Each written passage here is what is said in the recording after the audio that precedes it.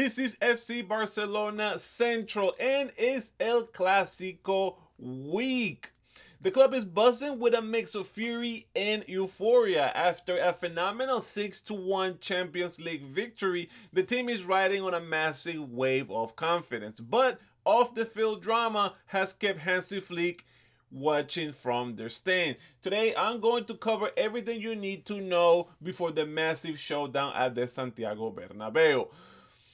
As the classical approaches right here this weekend, we must honor the rivalry that has shaped global football since the very first match in 1902. Without getting political, this fixture is about more than just points. It's about history, identity, and raw passion. The intensity of the rivalry was centered early, particularly in the 1950s, with a controversial battle for Alfredo Di Stefano, assigning that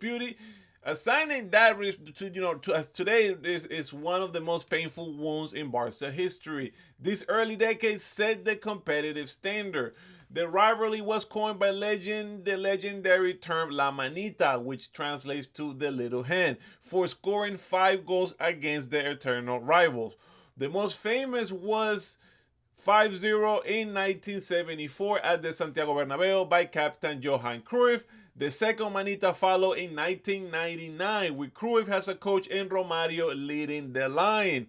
In the modern era, Pep Guardiola's side achieved this feat against Jose Mourinho in 2011 and again under Ernesto Valverde in 2018. This match is also what was being defined by the traders, the players who dared to switch sides. And yes, there were switches before from Barcelona to Madrid, but no switch has caused more venom, more tension than Luis Figo move in the early 2000s, which resulted in an infamous image of the pig heads being thrown into the pitch at Camp Nou. At the same time, players like Luis Enrique and Samuel Eto'o have made the successful switch from Real Madrid to Barcelona. In the last decade, the global phenomenon of El Clasico was fueled by the generational rivalry between Leo Messi and Cristiano Ronaldo. Their personal battle for the Ballon d'Or, supported by legends like Xavi, Iniesta, Benzema, and Luka Modric, pushed the fixture to unprecedented heights. Finally, for the statisticians, Real Madrid currently leads the all-time head-to-head records with 105 wins, to Barca 103 with 52 draws. The history is set, the tension is boiling, and the team is pumped. Despite the absence of Hansi Flick on the bench, the confidence is gained from the Champions League's win is definitely huge.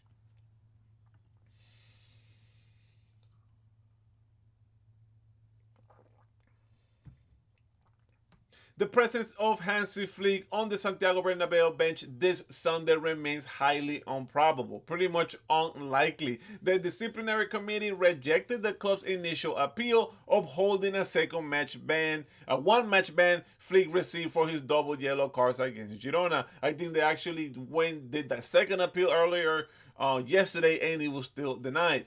The club, however, is not giving up. Like I said, they were trying to do the second appeal. It is what it is. This is a fight for principle, but it will be crucial ahead of the match. Listen, this is the biggest match of the season. This is the biggest away match of the season for Barcelona. But with the preparation, I don't know what's the best preparation for a Clasico with a big win. Barca did deliver in trashing 6-1, trashing Olympiacos 6-1 in the Champions League. This was a huge psychological boost for the team.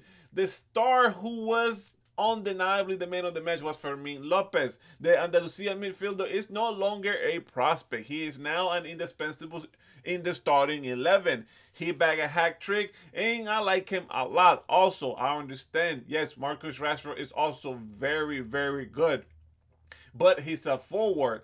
That was kind of like expected for him to come in and be good. He's still amazing. But I'm meaning more in the middle of the pitch.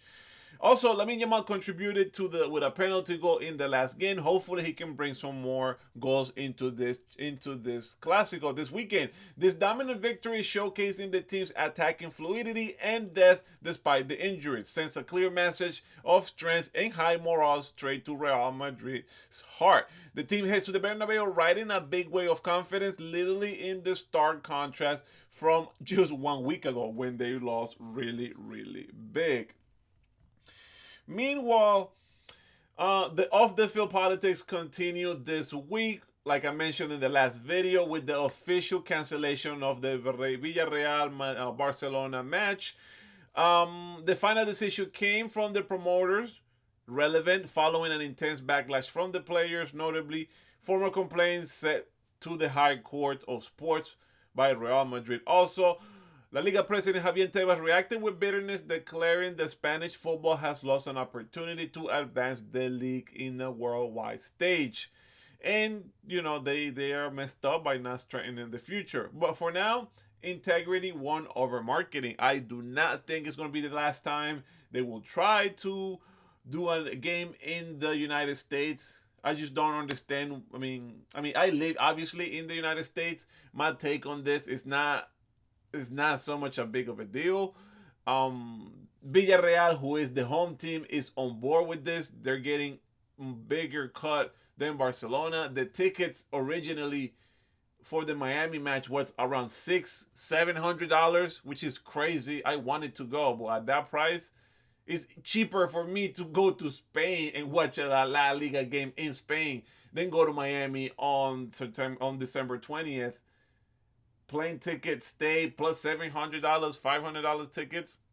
It's just ridiculous. I just don't think it's going to be the last time they're going to try to put a game here in the United States.